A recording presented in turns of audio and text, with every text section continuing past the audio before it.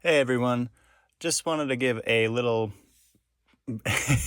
introduction to what's kind of going on today. Once again, we have suffered some technical difficulties. Um, my audio got completely shut out from my system. I have no way to understand why or how. But what I do know is that I was able to get it back for the most part. There still are some chunks that are missing, and I there's no way to get them. So every once in a while, you're going to hear this noise. And if that bothers you, I can't really help you there. I do want to give it a shout out to, I believe his name is Mark Biner. It's just some stranger I found on the internet that helped me fix the problem enough to get this episode able to release. We were super passionate about this episode, so it's a bummer that it got distorted in any way. But we felt passionate enough about it that we still want to get it out there some way. So we're just going to call it a bonus episode. So that way you can't be mad at us if you don't like the quality of it. But yeah, I hope you enjoy. And you might hear me pop in at least one more time to fill in some of the blanks that are missing. But for the most part, it still is very listenable. And I do think this is one of our better episodes despite it all. So I hope you enjoy, and I'll see you in the next one. 1, 2, 3, 4.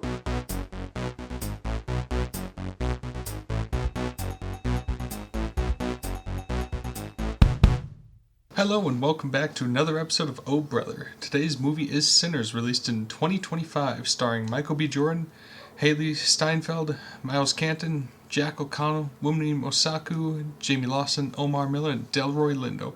Written, produced, and directed by Ryan Coogler. Bryce, can you give us a quick synopsis for this movie? For sure, Drake. Trying to leave their troubled lives behind, twin brothers return to their hometown to start again, only to discover that an even greater evil is waiting to welcome them back. As always, this podcast will include spoilers, but before we get into all that, I want to know, what is your favorite vampire movie / rendition? Alright, so Bryce and I talked about this previously before we started. I am probably a bigger vampire fan than you are. I think that's fair to say. I was in the stage play Dracula, so I've got some stake in that, no pun intended. But No, include the pun. Intend the pun. all right, fine, the pun's there. But I want to start off. My favorite is the Bram Stoker Dracula. It's the first. It's the original, where it all comes from. You mean the book? So is that what you're... I think you just have to say that. Are you referring to... Okay. Yeah. But as far as on screen, one of my favorites, Christopher Lee. He portrayed Dracula in 9 films from 1958 to 1974. He's a scary dude. He's 6'5". James Bond is based off of. He had a rock metal band. He was MI6 in World War II, where he was behind enemy lines and killing people. That's nuts. And there's a Count Dooku behind the scenes thing between him and I'm losing his name, but the director for the Lord of the Rings trilogy, Peter Jackson, yeah, where Peter Jackson's trying to talk to him about the sound he's supposed to make when he gets stabbed in the back, and Christopher Lee turns to him and says, "Do you know the sound a man makes when he's stabbed in the back? Because I do."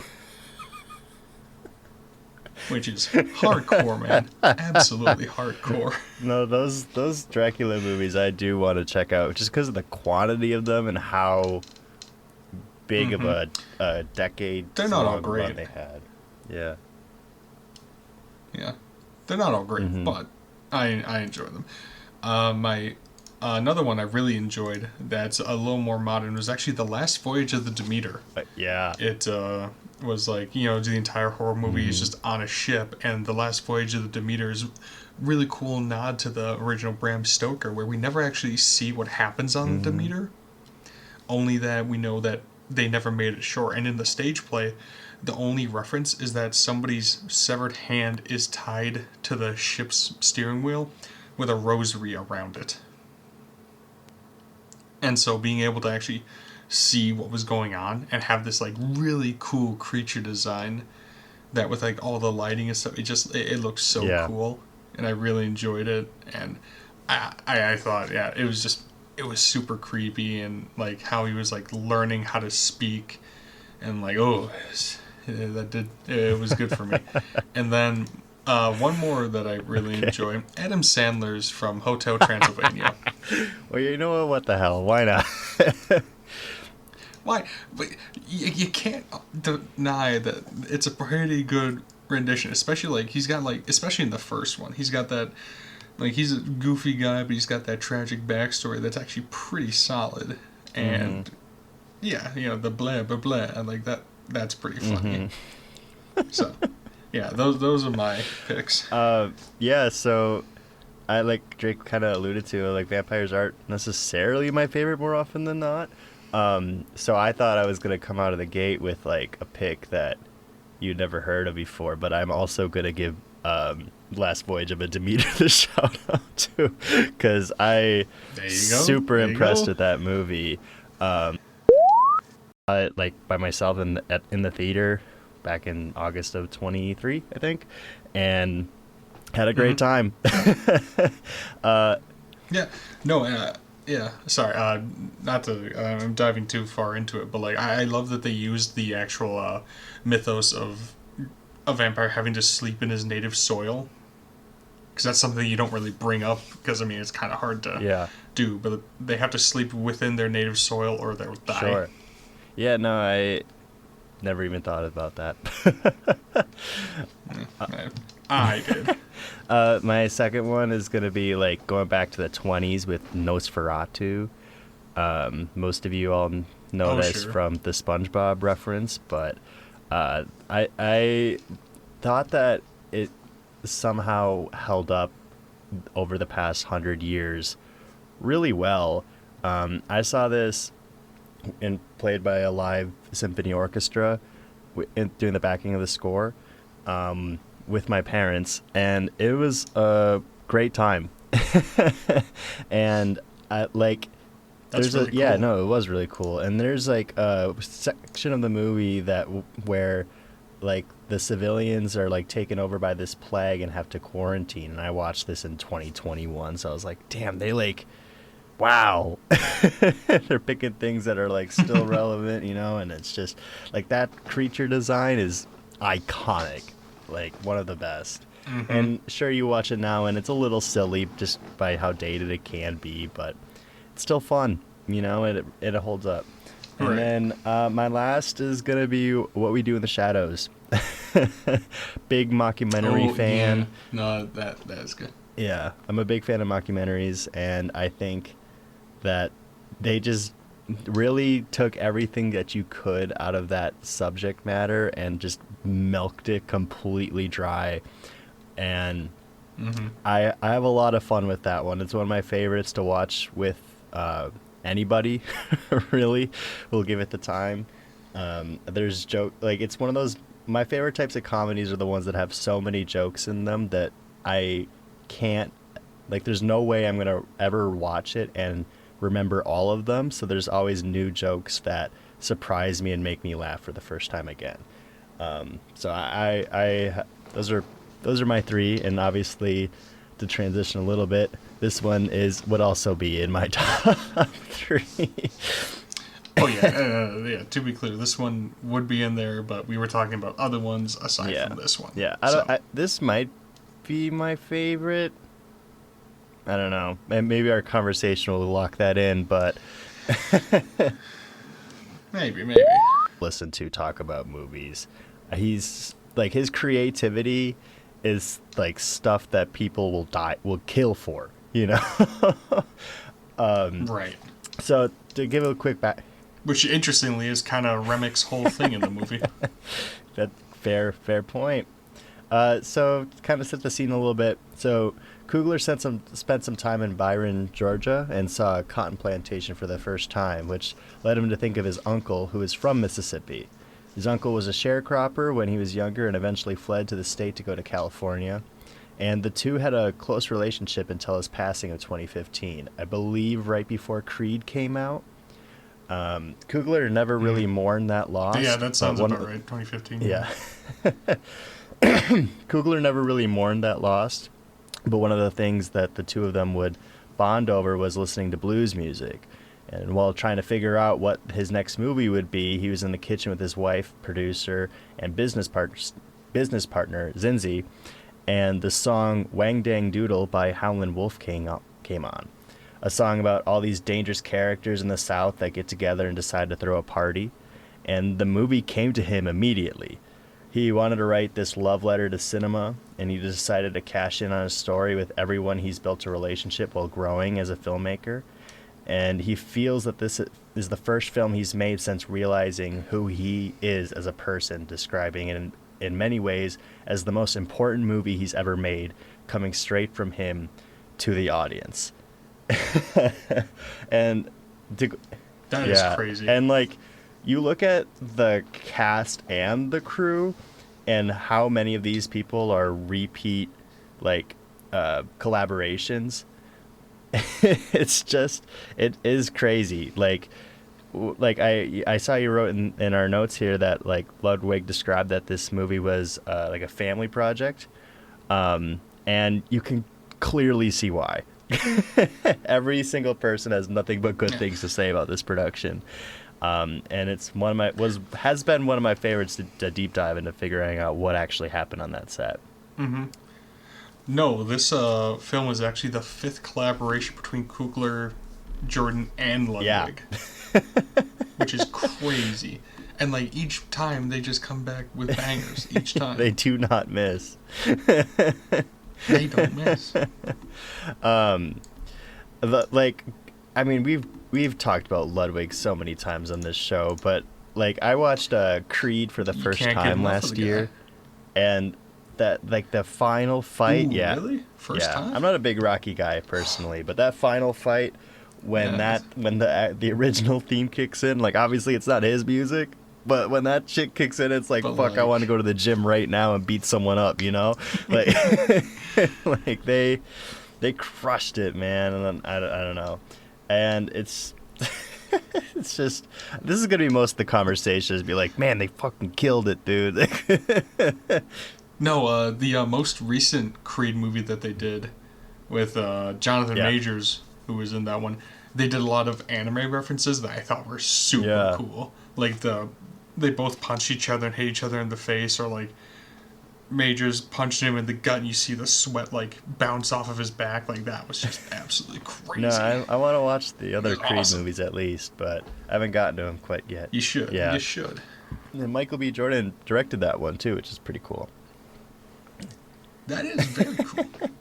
I can't imagine directing yourself. That's kind of a wild concept. I don't get how people do it, but you know what?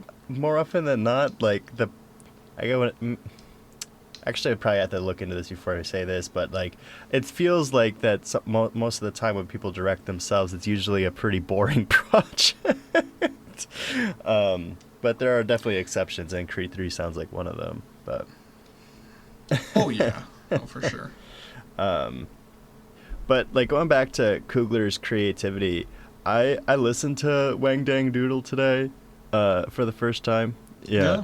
And when you listen to that song, there's not a lot going on in it. It's just naming characters and saying that they're coming around and it's gonna by nightfall or whatever. And it's like, to come up with this entire concept based off that song is crazy. What I also thought was funny is that they not somehow, I mean, probably was pretty easy, but they got the rights to this song and it's on the soundtrack. Hell yeah. I don't quite recall where it was played in the movie or if it was just in the credits, but it's cool that they, like, you can pinpoint where an idea came from and it are able to, like, actually utilize it in the final product of the movie. Yeah. No, that kind of just goes to show that a good idea can come from anywhere, and you should go for it if you really got something. Yeah. And like it sounds like this movie was awesome. I just gotta say that. Yeah, well, like, and it also sounds like No, you go. No, I'm just glazing right now. Fair enough. But like, it just sounds like that this whole idea just poured out of him, and that he wrote the whole script in 2 months. Like the amount of ideas in here, it like to get all that on the page that fast.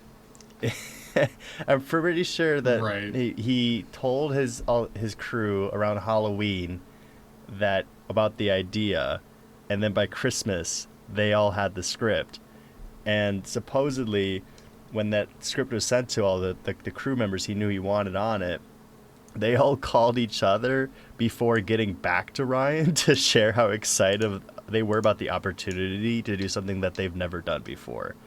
And God, that is like, so I wish cool. when people Like, talk shit behind my ooh. back, it was, positively. If it makes you feel better, I never talk shit about you behind your back. I say it right to your face. That does make me feel better. Thanks, buddy. There you go. Yeah, anything for you. Will I say anything positive about you? Fuck no. Never. Not, not No. Not to your face. reverse talking shit. Exactly. That's exactly how it works. Fuck. But yeah, so when auditioning was going around, funny enough, you know how we kind of talk about how different people could have been in different movies. We talked about it the past week with How to Lose a Guy in 10 Days, where different people like Gwyneth Paltrow could have been in it.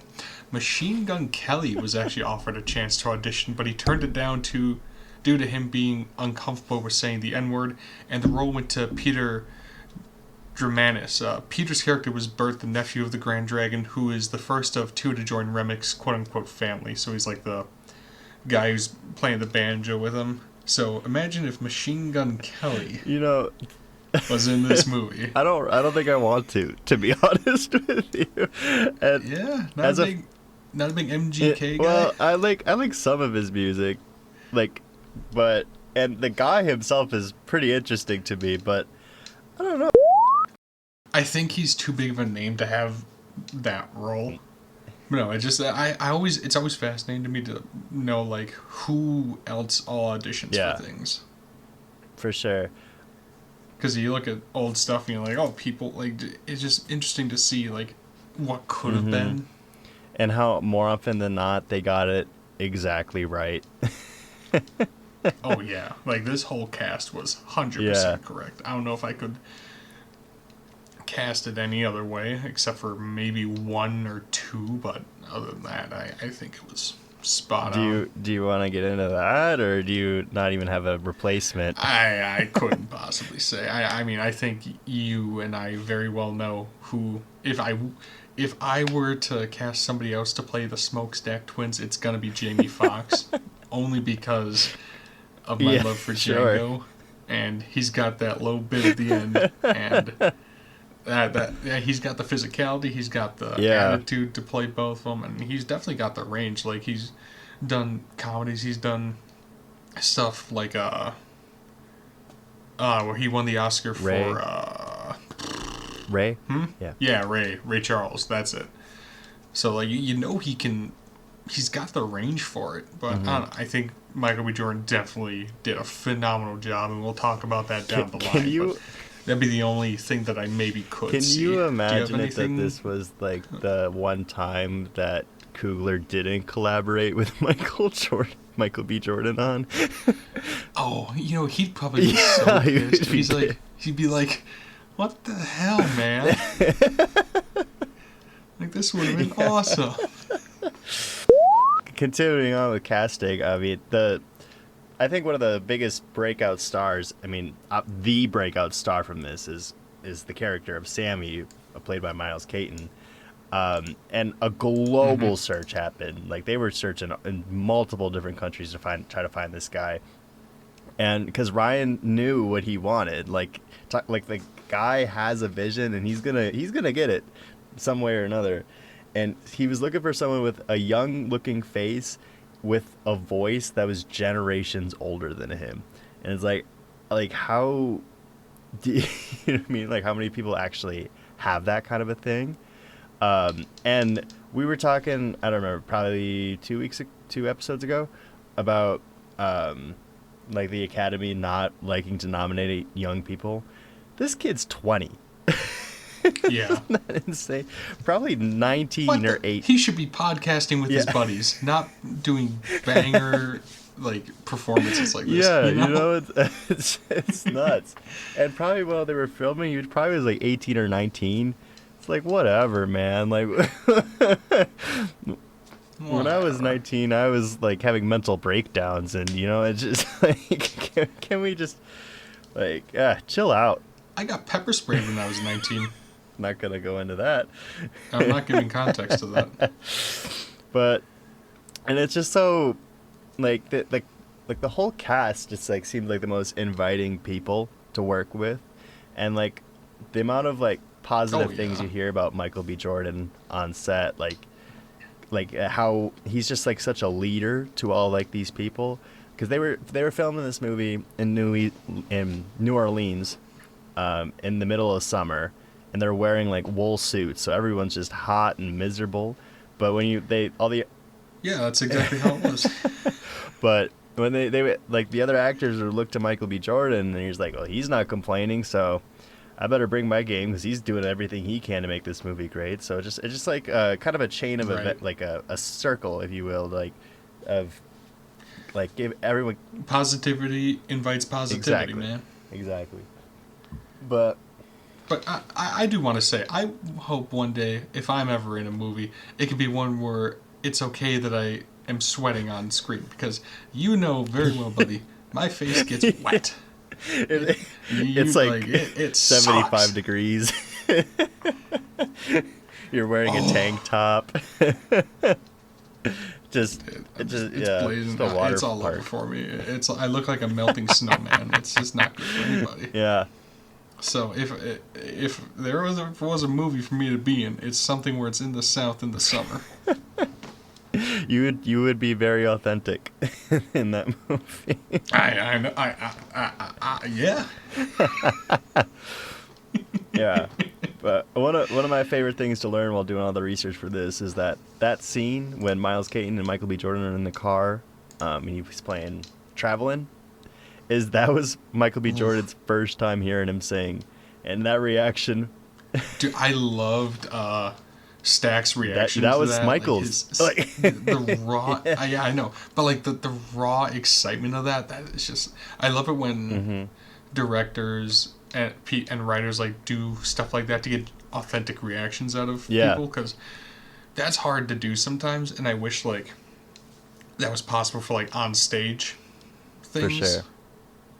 But like, nah, I always love seeing that and then reading about it later and be like, oh yeah, that was like a real human interaction.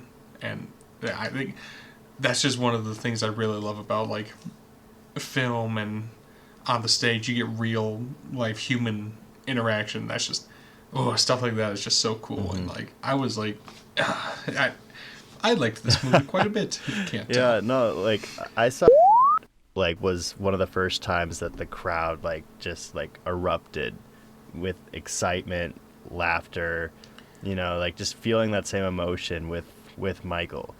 And it like you talk about making movies for the theatrical experience, and That's one of them. you just feel the excitement through the screen, and it just bounced off the room into everybody, and it was a lot of fun. Is this your how many times have you seen this now? This is Twice. Saw it twice. Would like to see it again, frankly. me too. I've also seen it twice. So There you go. um, Third time's the charm, perhaps. Bryce really does like to clap Yeah. during movies. I like to wanna stand up point and that cheer. out. Yeah, he does. Same thing with when the plane lands. And then I give a hug to everybody in the room with me. He did do that, and I didn't know what to do.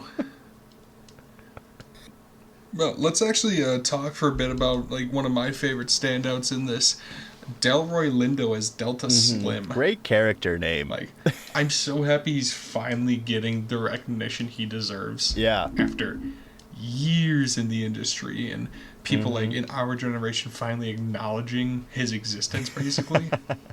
instead of just being that Yeah. guy. That's Delroy Lindo Yeah. now, and I think that's awesome. For sure.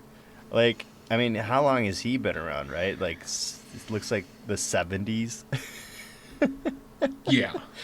I mean, like, he's been in a lot of those Spike Lee movies, and he's always one of the best in those movies, and you know how much I love Spike. He's always got those wild eyes Yeah. of his.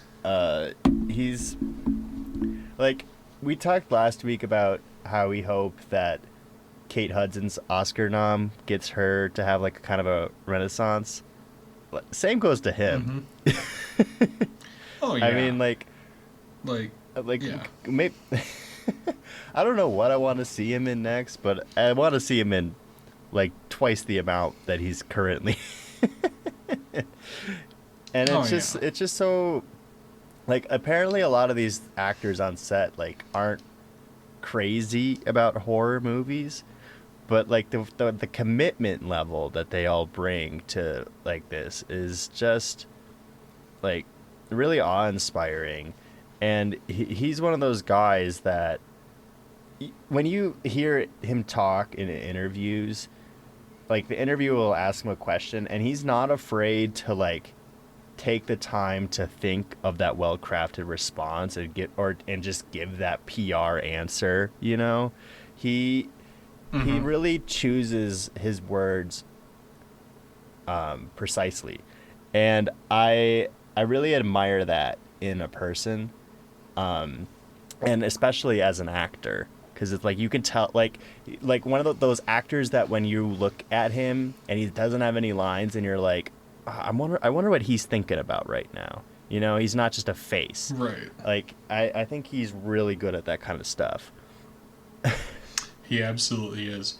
And I'm a big sucker for a self-sacrifice in any Sure. type of media. So at the end when he takes the bottle and Yeah, cuts his yeah. wrists and like to hold him off for just a little bit longer. And I'm thinking about it now, it's actually a double meaning. Where like Delta Slim was an alcoholic and alcohol was going to be the death of him. And well, the bottle of alcohol kind of pushed it a little quicker along the way too, if you Sure. think about it. Sure. I don't know if it was meant to be like that, but that's just now. That's kind of how I'm reading it. I mean, and his death is When he went down, I was like, man. his death was like one of It's the brutal. craziest ones too. Yeah, like he just slid him, and he was just like, I was Yeah. like, whoa. Well, it was like a dog pile of vampires on top of him after that. Oh yeah, he was just going crazy. Like I'm like, I don't know, maybe he can come out of this one. No. Delta Slim is not making it, boys. Like, this guy's in his 70s, you know, and the fact that he's still willing to get down and dirty with the process is just, you gotta love it. It's admirable. Definitely. And Michael B. Jordan would talk often about how, like, he's like agreed to do a horror movie. He's like, yeah, there's gonna be some blood, and then like you actually get started to using all the blood, like the thousands of gallons that they use on this set, and he's like, man, I'm never doing this shit again. I love how candid they all were in Yeah. their interviews. Like that just made it more enjoyable for Yep. me. Like kind of how you talked about, like not doing that PR answer, like just being genuinely. Yeah, they're not you. afraid to offend Half the because time, they know that's that they really like what each counts. other. Right. And it's so nice to know that they do like each other, because you hear all the time about like people on sets who hated each other. And it's like, oh man, that's not cool. Yeah. Imagine what you could have done if you liked each other. Yeah, no, like Lindsay and I, we just watched The Notebook over the weekend, and dude, it's really good. I can't lie, it's really good. Gotta do an episode? Next year, and Oh, okay. but apparently Ryan and Rachel did not get along on set. It's like, god damn, like, what do you really? What? And it kind of taints it a little bit, you How know? do you do that? Yeah, because I think let me look at this really quick. Yeah, because the tagline of the movie is "Behind every great love is a great story," or and like the first line in the synopsis is "an epic love story." It's like, fuck, man, like that wasn't on set. All these lies. Mm-hmm. It's just like porn. It's like when you find out in porn that they don't love each other. This is our second episode in a row making this joke. Yeah, well, if it ain't broke, I guess. Yeah, if it ain't broke. Oh, shit. To go back to Delroy Lindo. So he didn't know how to play either piano or harmonica, which is crazy because he does that quite a bit in that's this like movie. that's a big part of his character, I'd argue. Yeah, like I would argue he has about as many lines as he does time playing those instruments.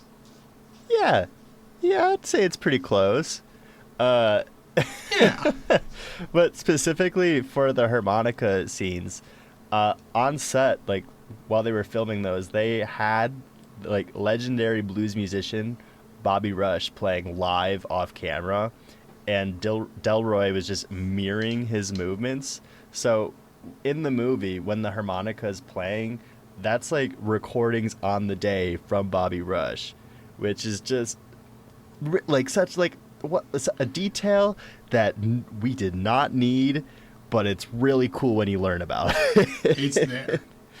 Oh yeah, no, I Yeah. love the scene where like Stack is trying to convince him to join, and then he hands him the bottle of the beer, and then he's looking up at him, and the next scene is them just getting down, like playing and getting wild. Yeah. That was one of the funnier parts in the movie. For where I sure. was like, yeah, For sure. I wish I recorded this behind the scenes footage. It's like literally 3 seconds of footage, but it's Bobby and Delroy like right next to each other, and they're essentially like swaying forwards and backwards while playing the harmonica, just like with Delroy mirroring him. And it's like you can tell that Bobby just loves the blues. And the way he talks about it, it's like, if you don't like blues music, then you just don't like music, you know? And it's because it's just like how foundational it is to, everything. And like you could tell like Bobby's not putting on a performance, and the love again like transfers from him to Delroy to us. And it's just like, fuck, man, like who doesn't love music in this movie, it's like this is like and you know what, that life actually force. reminds me of a story about you. It was your high school graduation party where you had the band. Yeah. It was like a 2-person band, and then all of us started bringing instruments on stage, and you just started going absolute ham on the trombone. And like at the end, you were like, "Dude, did anybody record that?" And we were all like, "No, we were getting too into it." Actually, my dad recorded that shit. I'm sorry, what? Oh, Yeah. he did. That's awesome. But no, you just said that's jazz, man. I'm like, hell yeah. Most 17-year-old answer. Hey man, That's so funny. That's so funny. That's like the 17-year-old who's got his whole life figured out, and then within a few months it was gonna be thrown out the fucking window. yeah. Oh well. I've watched those videos back one time. It's a tough listen. I'm not gonna lie. In person, it sounded a lot better. I swear. I'm sure. I remember it sounding good too, but looking back, it's like, fuck, man. You were also jumping up and down while you were doing it, so I don't know. So back to Sinners by Ryan Yeah, Coogler. you lost me, man. I haven't thought about that shit in forever. I do want to talk about my girl, Wunmi Mosaku. I know we've talked about it in the past, but her nomination filled me with so much joy, and I am so happy we finally get to talk more in depth about her performance in this movie, and just how awesome it was to see such an intelligent person in a horror movie. To not only call her shot right away, but also double down and be like, oh, I was wrong. Okay, here's what we do instead. And it almost worked. And it was so sad when she told Smoke if she gets bit or whatever to put a stake through her heart, and then he does do it. Yeah. And then you see how Haley and Haley's character, I forget her name. Mary. Was it Annie? Mary? Haley's Mary, How- and then Woonby's yeah. Annie. Yeah. Okay. How Mary and Stack reacted to her dying for good so that she couldn't come back. It was, Yeah. such an emotional scene, and it just gets you. And it was such a gruesome one, too. Mm-hmm. Like, stake straight through, just like, ooh. Yeah. Yeah.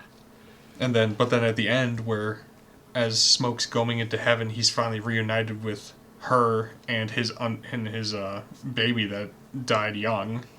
Like, that's such Yeah. a rewarding scene at the end. It's like, Well, yeah, and she was the smartest person in the room in this movie, for sure. for sure. It's also cool that not only is he, like, not only is there a smart character in a horror movie, which is oftentimes rare, but the fact that the smart character in the horror movie is both a woman and a person of color. Like, hell yeah. Like it's just like Ryan's one of those guys that he gives like women of color opportunities that just because he likes their craft without realizing how big of a deal it is because of they don't get the opportunities like that often. Right. With And I love that so much, where he's just like, yeah.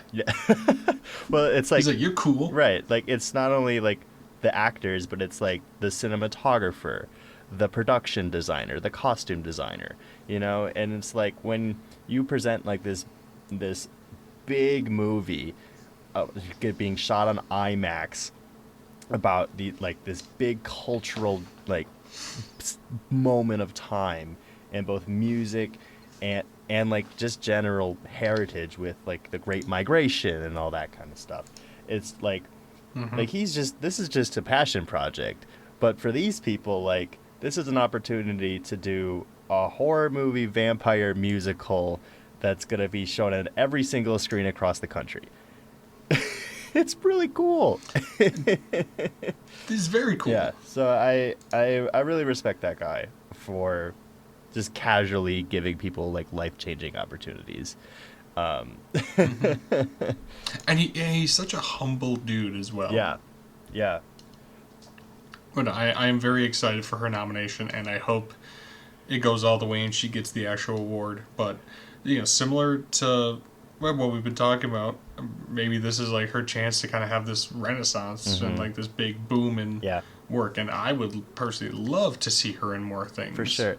Like whether it be comedies or more dramas or anything. Like she's great because she's in the Loki series, and she had a little bit in Deadpool and Wolverine as well. Yeah. And she'd be funny in all those as well. Do you remember she's in supporting actress, right? Not lead. Do you remember offhand?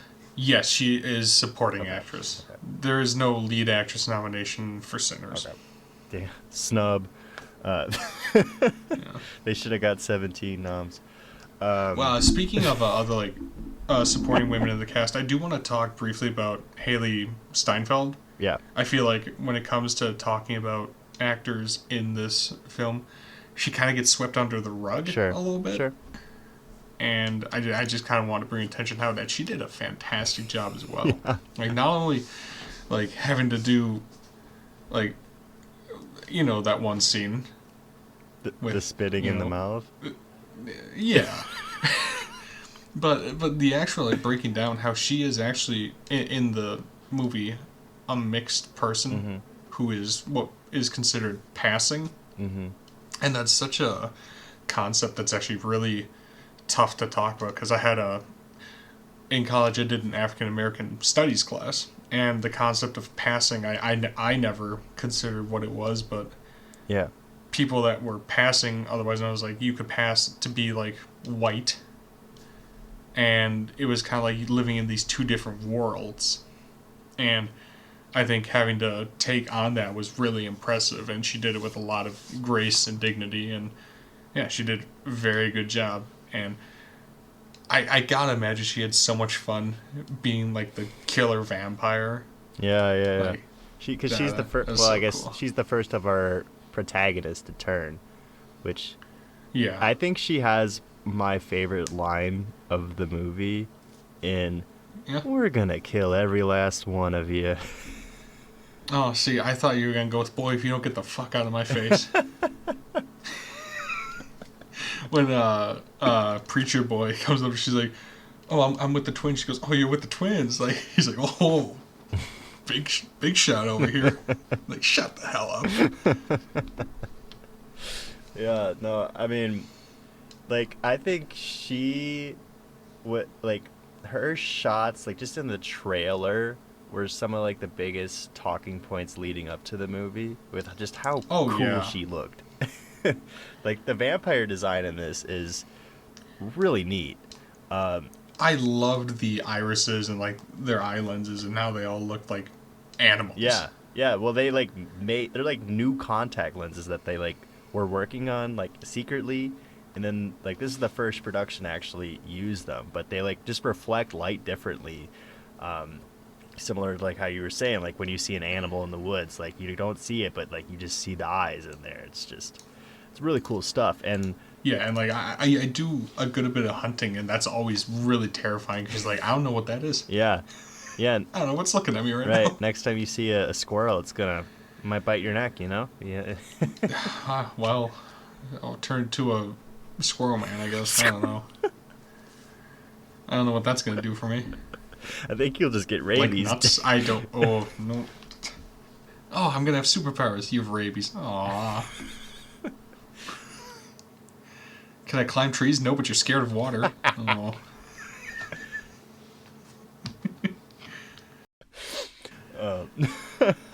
But not only like the contacts like we were talking about, but it's like the actual like way that they attack and how the bites aren't like just the traditional like two teeth holes. Like sink two. in. Like They're like it's like taking chunks out of them.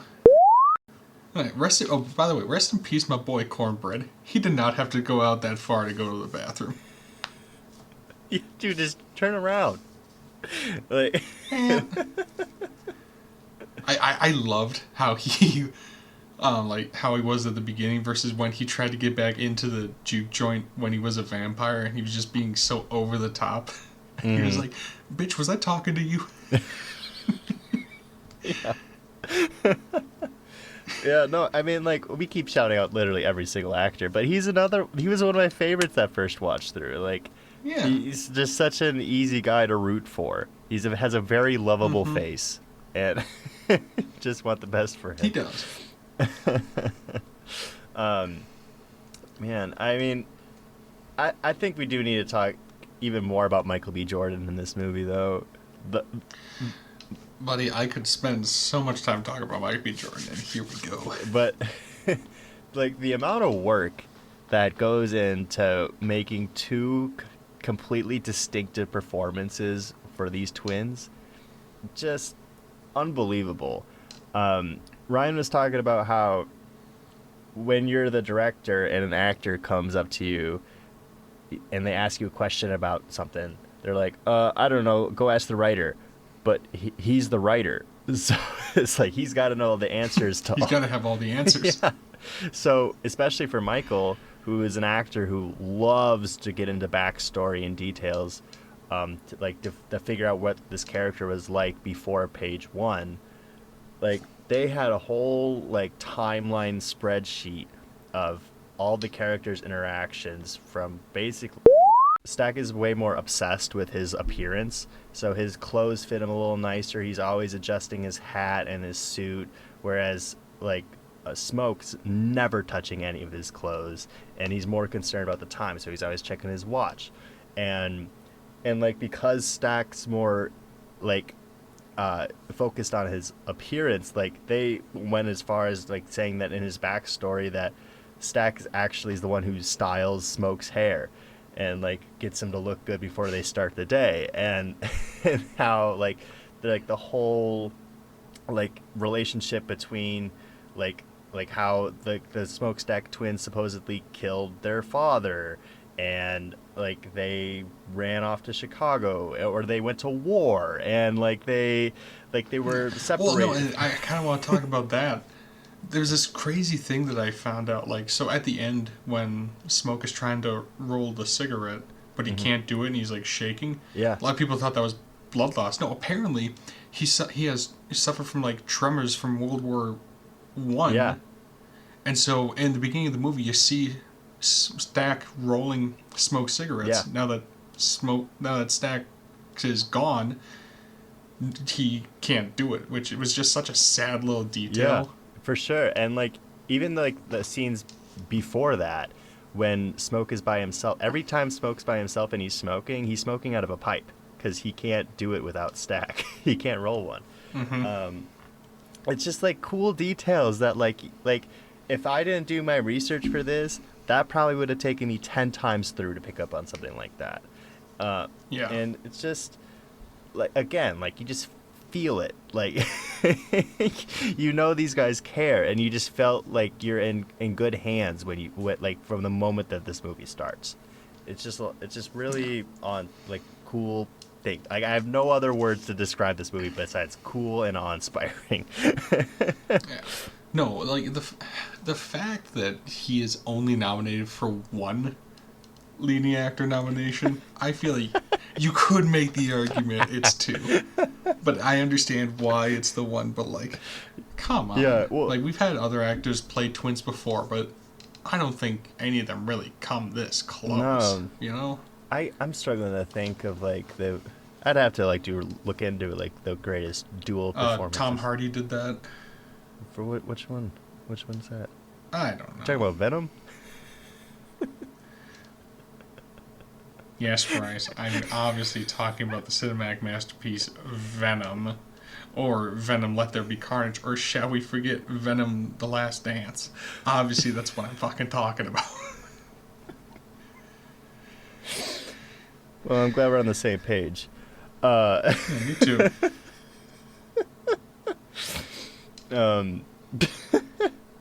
But so yeah, but fuck, I don't know how to transition these casually, like, because I make a joke and I'm like, well, let's get back to the point.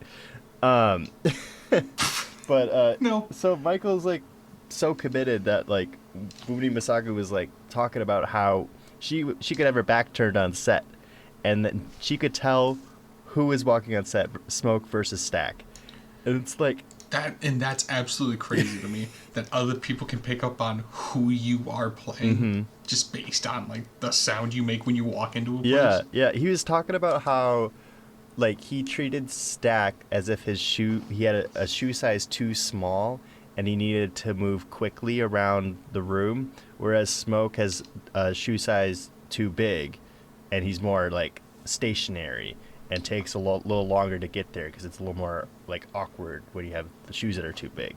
And it's just like thinking about things like that, you know, like if I played twins that I wanted to be differently, I would just like raise an eyebrow and hold it. That'd be the end of my character work. But like he talks about this, he was even talking about this with like the Creed movies, how he had like notebooks that were just filled with information about the characters. Like he'd have a page like that would go over the whole backstory, and then he'd have a page kind of just like a diary entry. Like this is just a random day in the character's life and what he would be up to that day. And it's just those things that again, like you're never gonna know, but like it just adds a whole other life to the movie. Yeah, no, something I kind of wanted to bring up a little bit was the costume design for this movie, and this does tie into Michael B. Jordan, I promise. But the costumes were just so brilliant, especially with like the use of color, like for the Smokestack twins, how Smoke was more in those blues and Stack was more in those reds, which kind of alludes to like their fates down the line. And like the opening shot of those two actually alludes to their ending later, where it's framed where Smoke is framed standing like the building in the background. It's Stack, he's outside, Okay, yeah, that's neat. which alludes to kind of their fate later. But when I want to talk about their costumes, Preacher Boy at the beginning of the movie, he's got a hat that's exactly like Stack's, But at the end, when he's an adult and old, he's got a hat that smokes. Oh, that's sick. That's really cool. So it kind of shows that, like, at first he looked up to Stack, but then, smoke saved him, Yeah. and so he kind of adopted that. Wow. God damn, that's good. I like that. Right? Like, that, when I rewatched it, I was like, hey, wait a minute. Yeah, Like, well, there's and you no way get that was unintentional. yeah, I mean, and you totally get why, because obviously Stack's the cooler twin, and like when you're a Right, teenager, exactly. it's like you're gonna look up to him, and then you kind of like put the pieces together, and you're like, maybe this guy doesn't actually have it all figured out like I thought he did, and it's it's just, and like the way that Michael played him, like that Smoke was an older brother, not like someone that's literally the same age as him, Like, Right. like the, And you can tell that clearly, Mhm. like, with how they interact. Like, Stack is he's a lot more bark, mhm, but Smoke gets to the point more. sure, Like how he shot that guy in the ass because he tried to steal from him. yeah, Like, in that situation, I feel like Stack would have, like, made a whole big scene of it, mhm, and like kind of paraded him around, where Smoke was just like, all right, Yeah. well, boom. yeah. He's more of a showman, Stack. Yes, Mhm. he certainly is. Like, I mean, it goes back to that scene you're talking about at the train station where he's trying to get people to come to the juke joint in the first place. Like, And I think that's why they separated the way they did, because Smoke went to go do like the business side of things, and Stack went to get the entertainment and the personality for this. yeah, yeah. And then there's that scene where like they're talking about pricing for things, and Smoke's like, you can't do it like this, otherwise we're gonna lose the business. And Stack's like, oh, what business are we gonna have if people aren't having fun here, and and getting away for the weekend, Yeah. And it's just, it's like left and right side brain, That's essentially what it is. Yeah, and then just like, God, yeah, he's so good. I mean, No, I can't. and like I'm a sucker for stories about brothers, and his line at the end where Preacher Boy asks him, he was talking, he's like, that was that night was horrible, but just for a little bit, night was the best night of my life. He's like, was it that way for you? And Stack says, no doubt about it. Last time I seen the sun was the last time I seen my brother. And that line, like, Mhm. it just hurt because it goes to that scene of them just looking at the sunset one last time. Yeah. And like that breaks me. But then I was kind of just looking at that scene, and I saw somebody have a little like theory on that scene. I kind of wanted to bring it to attention, where somebody thought that was actually a reference to Chadwick Boseman. Mhm. Because at the ending of Black Panther, the last scene of Chadwick and Michael B. Jordan together, they're watching the Wakandan sunset. And watching that the second time made me even more depressed. Yeah. I'm like, damn. God, yeah. I mean, what a, like, the amount of things that we missed out on from him, Mhm. He, God, like, because, I mean, when some people, when they find out that they're, terminally ill, they shut down. But he Mhm. made the conscious effort into saying he's going to do everything he can while he's still around. And, I mean, his filmography was, what, like a 10-year run? But, like, the amount of stuff he got done. Generational. Yeah. 10-year run. Yeah. For sure. And just like both like for indie movies and like the biggest movies of all time and Mhm. biopics, and it's just, yeah. I mean, when he passed, like, that just brutal. Absolutely. So yeah, no, like that whole scene at the end there where he pays Preacher Boy a visit was such a, oh my god, they're alive, holy shit. Hmm.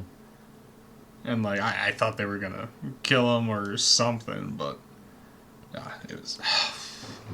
And I love his outfit that he has in like the 80s, where he's got like Yeah. the rings that say stack on it or whatever. Yeah. Or no, he had something like that. Yeah. His hairstyle was really cool. How it was like tiered, like look at this guy. Yeah, and like the striped crew neck. I'm like, oh, he really adapted well to the time, didn't he? Absolutely. And I mean, like we talk about that, like that run of with Chadwick, but like even Michael B. Jordan, this run he's been having since Fruitvale Station, like his first collaboration with Coogler. I mean, like it's cool to see him improve as an actor. Yeah, Have you seen Fruitvale by chance or no? I have not. Okay. But like even if you go back to like Creed, you know, like his performance in Creed and Fruitvale, they're not bad. They're good performances, you know? But the actor that's in those movies, like, and the actor that's in Sinners, like him now is just doing laps around those guys. Oh, sure. Sure. And it's like, you know, I mean, I feel like you don't see that as often as you would think. Like someone like who's always been good, but you can Actively improving throughout their career, Yeah. and you can see the improvement. Yeah, and like Yeah, no, that's awesome. he talks about like Michael. He talks about like how he wants to push himself, and how Ryan talks about how he wants to push Michael, and like when they first talked, when the script first said twins, like they were gonna cast twins or Michael B. Jordan against somebody else, but they were like, you know what? Let's try something crazier, actually. and like the fact that like he pulled it off, you know, I can't get over how And it looks so seamless. Yeah. And just and the amount of like visual effects work that went on with like they had like this rig called the Halo rig, which is like this big what do you call it, carbon fiber like shoulder pad rest thing with like 10 cameras mounted onto it, just so like the people back at like the visual effects studios that are again all over the country just have as much of those right. like as much information about like those minuscule facial details, like because like we were talking about with Delroy with his eyes, like Michael's doing a kind of the same thing. You know, But I would say he does it more with his, like, okay, this is going to sound weird, with his mouth. sure. I mean, yeah, I mean Stack's got the Like- whole gold tooth too, you know. Yeah, there's that. But, like, even, like, Smoke and Stack's smiles are different. For sure. Yeah. And like the amount of the different techniques that they were doing too, with like they had a body double that they would like do like the cigarette pass with, and then like there would be the scenes and then there would be the scenes where like they are moving around, so they had like the Halo rig on those ones, and then like the scenes where he's fighting himself, then they would like use all that information and try to put his face on the body double's body, and it's just like all this work, you know. And it's just like, I'm sure if you wanted to, you could dumb this story down, but like even if this story was at its bare bones, like the amount of work that it takes to pull it off, you know, is just The acting would still save it, even if the plot was okay. yeah. But fortunately, we have both fantastic plot and fantastic acting. So there's no need to worry, everybody. There's no need. And I want to talk about the cinematography. I feel like I'm beating around the bush. Yeah, let's talk about the cinematography. So we've been giving these actors too much credit. Let's back off. I said a fact in like our one of the other times you talked about Sinners, about the cinematographer, and I don't know if I got that information right at all, so I'm going to restate it.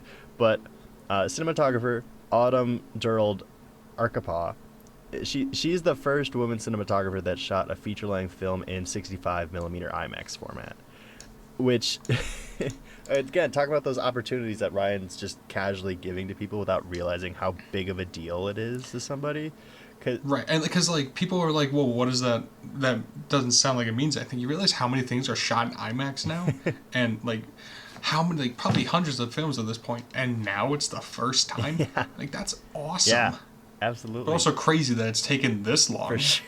That too. There's pros and cons to the statement.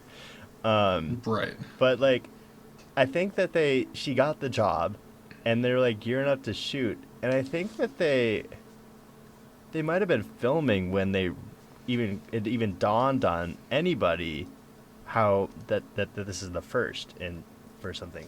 Like, this is like making history. Yeah, and I mean, it just goes to show that you just do good work, and you know, it's just surround yourself with good people and yeah. Yeah. Duh. Obviously, it's that simple, guys. Just be good. Yeah. She has this quote that I really loved, Autumn. And it's, if you're not emotional walking onto the set looking at the costumes and set design, how are you supposed to capture that emotion through the camera? And again, it's like... Ooh, I like that a lot. It's that circle of positivity that you brought up, where it's just like it would be so easy to have a crew that doesn't like each other and not appreciate each other. But it's like the respect, you know, that they all have for one another. That's what makes it feel like that family project, you know? And it's cool that it's not coming just from like when you're excited Riot. to go into work and do this. Yeah. I mean, the idea for like even using those IMAX cameras too came from the fact that these characters are just so larger than life. This is a quote from Coogler, but like the characters are larger than life, and we're going to show a generation of Americans that are often overlooked, that people feel uncomfortable talking about. People don't want to spend time with them. And so Ryan took those people from that era and he views them as like giants, so he felt that they had to be shot in the most epic format.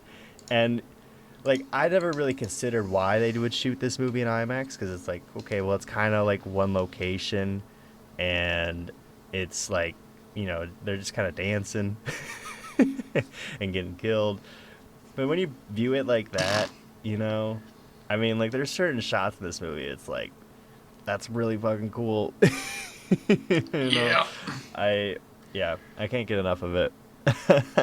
Like, I know keep kind of talking about my favorite shot / scene is at the end where he gets his Django moment. He's just barreling down the entire clan. It's like, God, that looks so cool. Like him with the Tommy gun, just like, he's had the worst day of his life, but he's gonna do one last thing because that's what Stack would have wanted. Oh, I didn't even think about it like that. That's cool. That's really good. It's like, what would Stack do? He would stick it right to him and say, nah, this is my place. And I'm going to go out on my terms. During the final shootout with Michael and the clan, they actually had fake guns that fired the bullet casings out the side to make it safer for the actors and crew while still maintaining the recoil and effectiveness of having their traditional prop gun. These were the first of the sets to be using this new technology, which is awesome. And it looks and cool. Because I've worked, because like I've worked on like prop guns, and I've had to like maintain them and whatnot, and like the recoil thing is a huge thing, especially if you're using a prop gun and you've never shot, you know, a real one before. You don't know what it feels like, so being able to have that authenticity while still having that safety net is really cool, and it makes it just feel that much more real.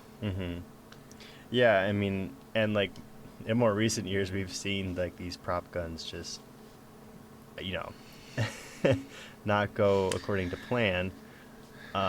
We won't too much time on that one, but there have been unfortunate mishaps.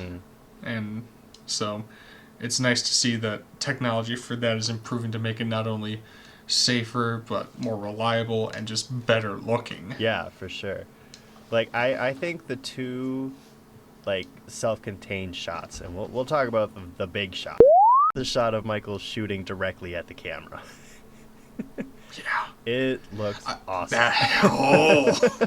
I will say another one that I really like is Remick at the end of Rocky Road to Dublin, when he's surrounded by his new family. He's got like the blood coming out of his mouth. He's just like looking up at the stars. It's like, ooh, that's a haunting image.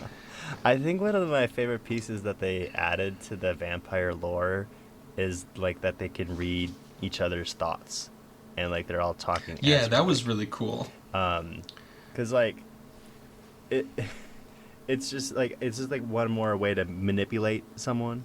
Because like they have the body of Stack and like see the memories of Stack and Yeah, it, play off of that. what was the one with the family talking about their daughter? I forget the characters. Oh yeah. I forget their names too, but like it was the Asian family Yeah. where the husband's memories, like they have the kid, so they're using like the threat of the kid to kind of get more people to join them. Yeah. Bo and Grace Which are the characters' names. Yeah, and like Grace like being like, I can't let my daughter die. So she's the one that lets them in, and people were like, "Oh, she's so stupid." I'm like, "No, it's a mom Yeah. doing everything she can to protect her daughter," which I think is beautiful. Right. And like, if I was a dad in that situation, I'd probably do the same thing. Yeah, because like if they waited any longer, at least one of them was gonna leave. Right. You know. So yeah. So might as well. I do think when I was in the theater watching this, when she did that, there was at least one person who was like, "Oh, come on." No. I honestly was like, "Oh hell yeah!" At least you got actually the point. something I wanted to kind of bring up that kind of actually did spook me. In like all of like vampire lore that I know and I've done, saying like prayers like in front of them has an effect on them. But when Preacher Boy started like praying and like saying, "Our Father who art in heaven, hallowed be thy name," and then Remick starts joining along in the sermon with him. Yeah. The most terrifying thing I've ever seen. Where he's talking about how, like, "Oh, those words always used to give me so much comfort." It's like, ooh, like, oh, like that had me like genuinely like toes were curled. Yeah. I was like, oh, Yeah. No, and that was so cool. And like how they're in the water and they're essentially being baptized again, like they're being reborn, and the sun is rising on them, like, oh. And then like the practical effects of like Preacher Boy's guitar being smashed into Remick's like head, and like that, where God didn't hurt him, but the music did. that's cool. That's really cool. It's such crazy symbolism. Yeah. It's just so cool. Yeah. Because it's made of silver. Right. Oh. No, the longer we talk, like And the then more... his final design is so cool, like with the fingers. huge like fingers and his teeth and like his like almost like ripped part jaw. how his smile is Yeah. like ripped apart to see like all the teeth. It's like, ugh. You know me, I'm a sucker for those practical For effects. sure. I mean, who in their right mind isn't, you know? Right, animals. Like the longer we talk about this movie, I keep thinking of more and more shots. I'm like, oh, that's a really good one too. And I just thought of that shot where Stack's trying to get out of that little closet area, and he's banging his head against the door, looking down. Scary Oh shit, yeah. man. Or the shot where Remick is like burning alive and the spiral is like going up into the sky. Or they're really, honestly, I think this one's kind of silly, where they went upstairs into the juke to kind of get away to sneak out the back, and then Remick just pulls him out of nowhere. He's like, "Sammy!" It's like, ooh, like, ooh, spooking me, startled me. Yeah, no kidding, right? He's just fucking with him at this point. Yeah. He's just having fun. Yeah. Yeah, we haven't really talked about the main villain too much in this. Yeah. But I think I want to give a little moment to talk about Jack O'Connell. So, like, did you know that he knew how to do the Irish jig before he auditioned? No, I did not know that. That's really funny. Yeah, that's just shit that he knew, and then he brought up at the audition. They were like, "Is that so?" So they incorporated that into the movie. Yeah. Oh, that's awesome. Yeah. And like, I love how he was. I'm sorry, I'll let you. no, it's okay. Go. It's okay. No. All right. How they chose to make him Irish, because back in that day, I mean, obviously it's not the same, but Irish people were looked down upon as well, and you kind of see in the movie how he is actually doing a sort of passing himself where he's kind of hiding his accent or he's muting it, but then later in the movie, near the end, it's more pronounced. So he's kind of finally being his true self, which kind of mirrors what's going on with Haley's character as well. Oh, that's really good. You were on fire today, man. Man, I told you this was my favorite movie of the year. I like vampires. I love dialect work. I'm not, dude. I'm bringing heat. What can I say? Yeah, I mean, it is cool. Like, don't get me wrong. I love this movie too, but I imagine for you, like it's fun to find the movie that feels like it was perfectly curated for you. Mm-hmm. Yeah. I think it had everything I wanted, but not too much or something. Because as is well aware at this point, not a big horror guy, but this one was just the right amount. Yeah. Of, like, just It's the amount where it's like you can put this on for casual viewing if you want to, you know. I would watch this movie if it didn't have vampires. Yeah, no, I think that's one of my favorite parts about it is that you can casually, like, if I were to describe this movie to somebody, I could skip out on that and then like hook them in and be like, oh yeah, so it's like about these two brothers that want to start like this juke joint, but what they don't know is that there's actually clan members that are like surrounding the area that want to hunt them down. I'm like, oh yeah, that sounds really cool. It's like, and they're vampires. What? Yeah. No, I love how Smoke's first question was if Remek's clan, and how Remek gets so offended. He's like, "Sir, how dare you?" But that's actually another layer because back in the day, Irish people considered family clan. So he didn't say no. He just said we believe in equality. But to him, yes, they are a clan. It's nuts. Dude, like the writing goes crazy. Yeah. In this. Yeah, no, absolutely. But no, when they started singing "Rocky Road to Dublin," I was like banging my head. I was like, oh hell yeah, this is going crazy right now. Was there a moment while you were watching this for the first time that's when it clicked? Like, oh no, this is for me. Like, this is like no doubt about it. Like, this is my thing. Was it earlier on than that, or was that the moment where you're like, no, this is my shit? It was definitely earlier on. I think I'm torn between either the scene of Stack and Preacher Boy in the car, or the scene of Bert walking in and seeing Remek just feeding his wife, and he just goes, shh. Oh yeah. He's got the evil crooked smile, he's got the red lens flares. It's like, oh, I'm like, yeah. Oh. Yeah. Because you expect like a jump scare at that moment, but he's just sitting. He's like, I don't want to scare you. I'm like, ooh. Yeah, no, Jack O'Connell's kind of having a moment right now with this, and dude, yeah, 28 years later. 28 years later, and then 20 years later, The Bone Temple. Dude, like he's barely in that first movie, but The Bone Temple, man, fuck, he's scary as shit in that movie, and he's not even a vampire. No, he's not. He's just a guy, like. He's just a dude in a tracksuit. Yeah, like it's just one of those like back-to-back performances where like, oh no, this is like one of our next like big stars, like right here. You could just tell that this guy's like about to explode into being like literally everything. I just know that Cillian Murphy is so happy to see an Irishman making it. Are you a fan of those 28 movies or no? No. No, I've never seen them. Fair enough. But I mean, again, not my bag, baby.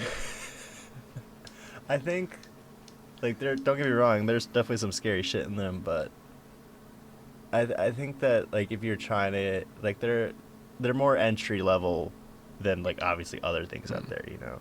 So I do think I should probably check them out. I do think out of all of them, I think this new one might be like your favorite, which unfortunately you got to watch the other 3 to get to it for your case. But Like, damn it. I'm sure you could skip the second one if you really wanted to. But I mean, Yeah, I hear 28 weeks later isn't that great. yeah.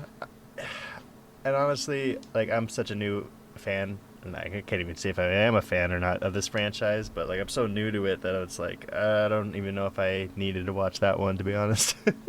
But I'm sure like the hardcore fans could tell me otherwise. But Sure. shit. All right. I think it's time we talk about the surreal montage. All right. I on record of calling this like the shot/sequence of the decade so far, and even after thinking about it for a little longer, I think I stand on by that opinion, man. I think it's definitely going to be hard to beat when you look back. Like, it's like, what defines this decade? Mm-hmm. It's running for its money, you know? Yeah. Like Yeah, and it's crazy because we still have basically half a decade to go. yeah, right. But for this shot, when I asked you that question about like when did you know, this is when I knew that this is like this is okay. This is for me. Like, this is my thing right here. It took five shots because they were shooting in an IMAX. Like, the actual IMAX film is just so thick that they can't fit it into a reel for longer than a minute or two. But on top of that, because they're moving it around on these cranes, the cameras also become too heavy if the shot's any longer than 76 seconds. So they had to find a way to hide the cuts, and there are, like I said, there are 5 within that sequence. And the sequence is like 3 minutes long, right? But the amount of effort that went into those, insane. And because not only did they have to figure out how to choreograph it, but they had to have a song that they liked enough ready Right. by the time that they were shooting it, because it was choreographed. Like, and they're all dancing and they're singing, and like then the costumes that are spanning centuries of time. And then the choice of like music from each era. That like seamlessly just incorporates into this one song within 3 minutes. And it's like yeah, you could have songs that have different genres in it, but usually that they're like a symphony, you know, like a half an hour long song to get through everything. But like, this is so effortlessly does it. And then like the fact that it ends with them like going through the burning roof, that it literally burnt the house down. and Oh, I never even that didn't even click with me. And like the fact that like that's not even CG. They like literally, like, that was the last thing they shot, was them literally burning the roof of the set. It just like imagine like how cathartic that must felt. Like, they're like, all right, we're done. Let's burn it down. Yep. Well, or how terrifying, because like you only get one shot of it. Like, can you imagine they're like, oh shit, we forgot the song. Guys, I forgot the words. But like what a way to like end the shoot, you know? I wish every show I ended, we burnt the thing to the ground. Me too, man. Like, but like on top of like that being the last thing that they shot, like after they wrapped, like the cast, like everyone got together, the cast and the crew gave their speeches to congratulate everybody, and then they rolled in the TVs, like these TVs, to show like 15 minutes of just raw footage to show everybody what they just accomplished. And like the cast and crew talk about like how like it's gonna be like they filmed all like these interviews before like the movie ever came out, but like they just knew that like even when the movie comes out and even if it is well received, which it is, like you can't really top the experience of just watching those 15 minutes with everybody there and just seeing the work that like you did while you're still working, you know. It's like like a pat on the back. Like, you you know? see the fruits of your labor right then and there. Like, that's crazy. Yeah. That's awesome. And it's just like No, and like No, I can relate to this because I did like a little film thing, which surprise, surprise, it was actually a vampire thing. I kind of told you about, but I was able to. There was this little scene I was doing where the shot was like just a frame of somebody hiding behind these wooden steps, and I was in the background, kind of like going back and forth, like looking for them, and then I got to stop and turn towards the camera, go in slowly and find her, and like I was able to watch that right after doing that, and ooh, You feel that proud. was so cathartic. So I can only imagine them watching those 15 minutes of that raw footage. Mm-hmm. Like how crazy that must have felt. And they're working with like 100 times, 100,000 times plus your budget too, right? I mean, Yeah, for real. yeah. No, it's just like the kind of shit you dream about. It's just Hmm. can. So leading up to the movie, I feel like there was like some discussion about the marketing. Like when you were building up. I to don't go remember to much see it, marketing. like, sure. So what got you interested in getting to the theater? Was it just a new, like, what was it? Do you remember?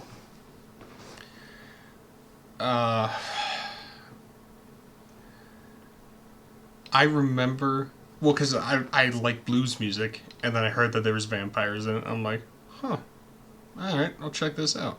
That was pretty much it. Sure. Blues music and Okay. vampires. Doesn't take much to Sure. get me into something, does it? It's a good pitch, though. You know, Yeah. this movie just got compared a lot to From Dusk Till Dawn when it came out, just because, Which, I mean, sure. right? Like you can get why, but do you think that there's a world where they could have marketed this movie and leave the vampires as a surprise for when you get to the theater? Oh, absolutely there is. I mean, I think you have to show just a little bit of something. Uh-huh. Like, even less than what they did. Like, if you showed, like, Just blood. You know? blood or, like, even, like, just the eyes of some of them, Yeah. I think that would have been good as well. But, I don't know. I think that you definitely could have marketed it without having the vampires seen it, Yeah. and it still would have been just as interesting. And I think it would have been more, obviously it would have been a lot more shocking, and Mm-hmm. the audience reaction then would have been a lot more interesting to see how that played out. Yeah, he comes into the scene after flying, and he's burning actively. And it's like, it's pretty clear, like, huh, this guy, there's something off about this I don't guy. know how I feel about this guy. Seems evil. So, like, I don't know. It's an interesting thought. Like, and I'd be curious to. I actually, what? I feel like I did get a kind of an experience like this because I did show this to, or Lindsay had interest in watching it, and I don't think she realized that there were vampires in it, but she picked up on it pretty quick, you know. So I want and I don't think it really affected her experience actually at all. So I don't know. I'd be curious to see like if they hadn't done that, how much the box office return would have diminished, or like if it would have been noticeable. You know, I'm curious how much of a draw vampires Right. actually bring. Because for me, I was just excited that there's a new Ryan Coogler movie. Like that's why I was going. Completely understandable. So I mean, Michael B. Jordan for me too. Yeah. I was like, oh, I like this guy. For sure. So I don't know.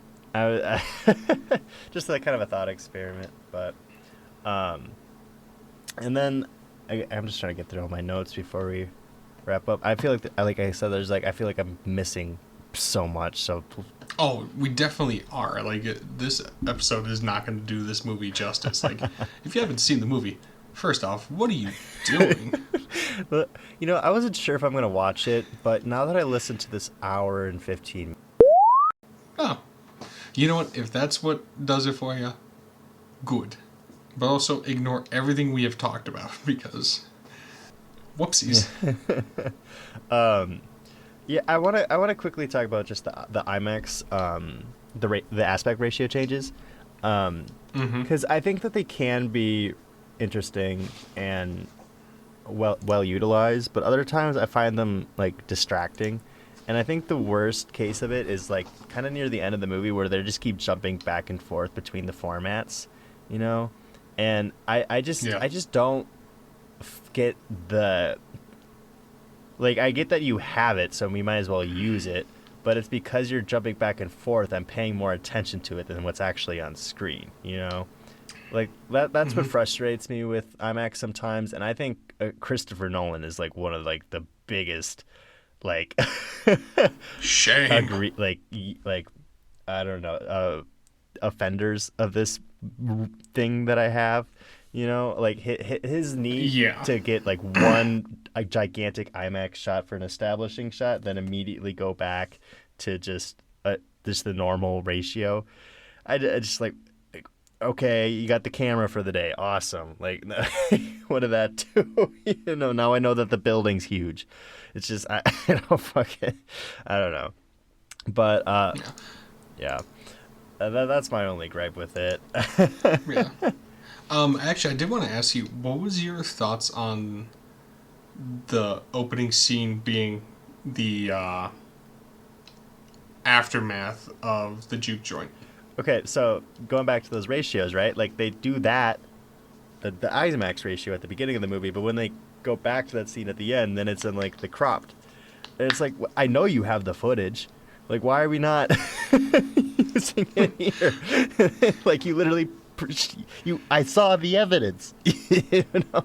It's right there. Yeah, so that drove me nuts. The first time through, when it does that quick cut to like Remick, scared the shit out of me, and oh yeah, I was like, and so when that happened, I was like, oh shit, like I forgot that this movie could be scary. You know, so that like kept me on my toes. But I mean, that's kind of a pet peeve of mine too, that like I'm already here, I'm watching the movie, just show me how we just like you know, I know some shit's gonna go down. I don't know, so I think it helps introduce us to Sammy's relationship with his father, but other than that, I mean, I don't know, I could see the movie starting a little bit later. Yeah, I can take it or leave it. I think Yeah. for me personally, I think it was. Sometimes I enjoy it when it's like the end of the movie is the beginning, but also, Yeah, I don't. I mean, there's some cool parallel shots where like it's of Sammy driving instead of Stack, and like the guitar's all busted and he's got a giant scar on his Right, face. but you could have gotten that anyways, you know, like because they redo the scene later, you know, so right. I think because of that one scare with Remick, like because if you were to do that scare at the end of the movie, it's like, well, we know he's dead, so it's like that one, like that one scare kind of teases us up for what's to come. It's like, we know obviously Sammy gets away. Yeah. Right. So it's tough.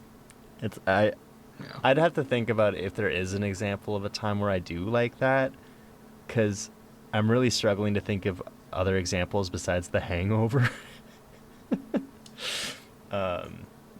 Which that's a crazy comparison. Yeah. Which that is a pretty good one though. Like, we fucked up. That one actually, you know, yeah, that one was a really good one. Mm-hmm. That's the only one I can think of though. So I don't know. Clearly we're ill-informed. But what was your reaction to finding out at the end that Stack and Mary lived? Well, it made me feel a little better, because if you don't have that scene, it feels like there was a scene missing, you know, because sure, like Smoke coming in to save the day for Sammy, it's like, okay, well, clearly, well, you just forgot to show him killing his twin that we spent the entire movie with, you know? So I'm glad it answered that. I don't know. I do think... I think, again, like, structurally a little goofy, because I think that the post-credit scene is really cool. I really love that scene with Buddy Guy. And small detail, but I love that his band's name is Pearline, his love interest in the movie. Thought that was a really nice touch that I picked up on my second watch. But I do think that post-credit scene shouldn't be mandatory for the movie to work. Yeah, I think that's definitely become a trend I'm not a fan, because that is not a post-credit scene. That's like a huge part of the story. Yeah. Well, and it's like, what, 6 minutes? I was let me retry that. What was that? You almost slipped up there, buddy. You gotta be careful. I think that scene's like 7 or 8 minutes or some shit like that. So yeah, like it's not short. Yeah, it's not like Sam Jackson comes out of nowhere and talks about the Avengers Initiative. You know, it's not like that. And even that post-credit scene, that's one of the longer ones in Marvel. Sometimes it's like, you know, a beeper goes off. Or like the one from Superman where it's just them talking about how looks a little off. Yeah, exactly. So it's like, I waited around for that. But yeah, so I don't know. I like the scene, and I do get why you would put in the post-credits, because like the movie's done, you know, it's a nice addition. But like I do wish that, I don't know. I don't know what I would have preferred, to be honest with you, because if the shock of realizing that Stack's still alive is part of what makes the post-credits scene interesting, but you kind of already figure that because they don't show him dying. So I don't know. It's a little goofy. Yeah. I think the actual third act final battle, I do think, is my least favorite part of the movie as a whole, just because of how fast it goes. Like, I have a trouble... Yeah, but I mean, that does make a lot of sense. Like, they're all like supernaturally powered vampires going up against people that have been drinking. Yeah. Like, and narratively, I totally get it. But as a viewer, it's a lot of build-up for 3 minutes of decent action it gets cool at some points, but I don't know what's happening sometimes. Like, characters die that are really important, that it takes me a minute to pick up, like, oh, it was them. You know? Sure. I don't know. So, like, unfortunately, like, all of my big gripes with the movie happen right in the last 20 minutes of it. So, it's not that you leave on a sour note, because there's still some cool shit in those last 20 minutes, like the whole Django scene. Oh, yeah. And, like, him... I'm glad you're referring to it as the Django scene now. I don't know. Now. Yeah, you've stamped it on me. But... Like him reuniting with his family, and it just like some of those shots, like the way that Autumn did the focus pulling on them to make like the backgrounds like comically blurry. It just like shouldn't work, but it really does. An earlier scene where we're first introduced to Woomney, and she's like talking about like her I don't know, magic? I don't know what to refer to it as, but like the way that the camera like gets really blurry, like she's like pulling something out of him, is just, I don't know. I just love, I love how they did that, and like that's in the finale too. So like, I'm glad they didn't like make her do like actual like, yeah. Can you imagine spell like, magic? Like fireball. Like, thanks for not doing that. Mr. Kugler. Can you imagine if she had like truthfully, garlic throw? Dude, that would have probably taken down a whole star for me. Because at that point, it would have been like, why didn't you do that this whole time? But yeah, I don't know. So it is frustrating though that like most of my issues are so condensed into one area. But I mean, they got what 90% of it perfect. So like whatever. Right. And like these are small like gripes Yeah. too. Yeah, like they're not making me leave the theater like what the fuck, you know? Yeah. Like how I wanted to for Better Man. I think you did do that. No, I stayed and watched it. No, I mean like I mean like leave the theater when the movie's done and be like, well, what? Oh, yes. Yeah. Yes. Do you have any? So those are my issues. Do you have any others that are worth addressing?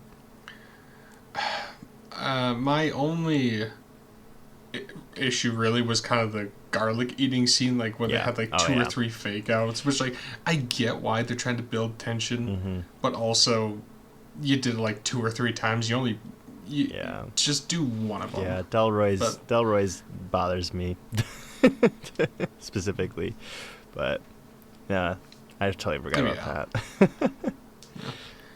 Yeah, I mean that's one. I mean, honestly, I liked that ending fight sequence. I wish maybe it could have been a touch longer, Mm-hmm. but I think it made complete sense as to like. But my issue was also like, what was their plan for getting out? But I suppose they didn't really have time to make one because she Yeah. invited them in. Right. Oh, and I love the shot of like when she says, "Come on in, you motherfuckers," and you pan out to Remick, and he's just like, he's suddenly he does like that little like turn. He smiles like, "Oh, it's time." And it's like, "Oh, it's like that's not good, man. That's not cool." Yeah, definitely. Like that little stance he does where he kind of is slightly angled back. He's like finally like finally. Yeah. You know that's. And that's such a cool shot. Like Jack O'Connell's presence in this movie is just Yeah, you feel it. superb. Oh yeah. I'm curious if he's like slated to be in upcoming things because of how quick that Bone Temple turnaround was. I feel like He had to have been doing it close to the same time, no? yeah. Supposedly he's in the new Godzilla X Kong movie with Delroy well, Lindo in it. We are Holy so back. Shit. What do you mean? We never left. Sam Neill's in this movie. What the hell? What? Most anticipated of 2027. Bryce, are we gonna have to talk about Godzilla versus Kong movie? The third of a trilogy that I've thought was okay at best up until now. Yeah. It's coming. Oh, god damn it. Shit. Yeah, I think this movie, if you take away just one thing, which by the way, if you take away one thing, you didn't watch the movie correctly. But I think the biggest takeaway is, and Bryce, you've said this, every director should at least try to make a horror movie. Mm-hmm. Like, because this is Ryan Coogler's, if I'm correct, first ever attempt at horror. Yeah. I mean, I don't know And about what his short an films, absolute ballpark knockout. but yeah. Like, holy shit. Right. Yeah. And he like during interviews he would like cite his inspirations for this movie, and again feeling like you're in good hands. Like nearly every single horror movie that he referenced as an inspiration to him for this is like one of my favorite horror movies. Mhm. So it's like you just know that like a good director respects all genres, I feel, you know? Oh, yeah. So you get someone that's never even touched, like Tarantino. Are you like a guy who lives and breathes cinema? It's like, what the hell could he could do it? I mean, I suppose he did From Dusk Till Dawn, so I guess we do know what he could do. Which, yeah. But but like You know, when before the Odyssey was announced to be Nolan's next movie, there were like rumblings of him doing a horror movie, and like the amount of excitement just from the concept. Not even we don't even know what it was gonna Like- be. Just like his name saying horror next to it, it just It's like, I'm there. Whoa. You know. I mean, if you look at it from a certain perspective, Oppenheimer is a horror movie. All right, nerd. Shut up. I was way too quick with that one. I'm sorry. It's like I was just jumping at the bit to tell you to shut up. I was just gonna say that.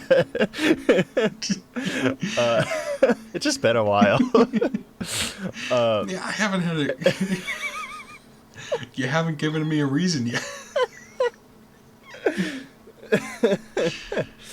Yeah, I mean, I feel like this could be a whole like podcast episode just talking about like our favorite directors next to like what we could think they could do in the horror genre. You know, it's just Dude, a Tarantino zombie movie would go absolutely fuck, that sounds crazy. awesome, dude. But yeah, I mean, going back to like Coogler's references, like the Thing was a huge one, and I didn't even consider it until now. But that garlic scene is directly out of the Thing. I mean, Oh yeah, that's like that's like the most iconic scene of the Thing, I'd argue. One of like his inspirations that I just want to give a quick shout out is another Robert Rodriguez movie, but The Faculty. This is like a late '90s movie in that era, like where Kevin Williamson, like the writer of Scream and I Know What You Did Last Summer, he had one other movie. It's called The Faculty. It's basically like a invasion of the body snatchers set in a high school. It's really freaking cool. Robert Patrick's in it, the T-1000 Really? himself, as like the gym coach, and God, yeah, you want to like, I don't know, that's just one that I feel like I'm gonna be shouting from the rooftops for a while to get people to dude, check out. Terminator 2 could be a horror movie just because of Robert Patrick's performance. Dude, he's terrifying, man. Dude, did you? I read a thing about that, like where the first time they shot the scene where like John Connor is driving away on the caught the motorcycle, kid. Robert Patrick caught up with him, and they're like, "You weren't supposed to do that." And I'm like, "How does a man outpace a motorcycle, all while not blinking Yeah. while running?" God, he's so good in that movie. Oh yeah. Oh shit. But yeah. All right. You gonna do our outro? Yeah, fun little outro question for this episode. If you could have a horror movie based around a type of music, what genre would you choose? There's like so many like, it truly depends on like what the creature is. You know what I mean? Right. Okay. So, like, as I know, you talked about, you really like I zombies. know, and the reason I really like zombies it's because of Return of the Living Dead and because of how that's such a punk rock movie. So it's like if I say punk rock music, it's like, well, we got that one, you know. So it's like it's really tough because like my favorite kind of music is like hip hop, you know, pop, like R&B. Oh, dude, funk. That's what I want. I want funk. And, Funk. And God, what would be good with funk? God, it's so tough not just to say vampires again, but damn, that would be awesome. I think I'm gonna stick with that. I think I'm funk with funk and vampires, man. I think Yeah. like All right.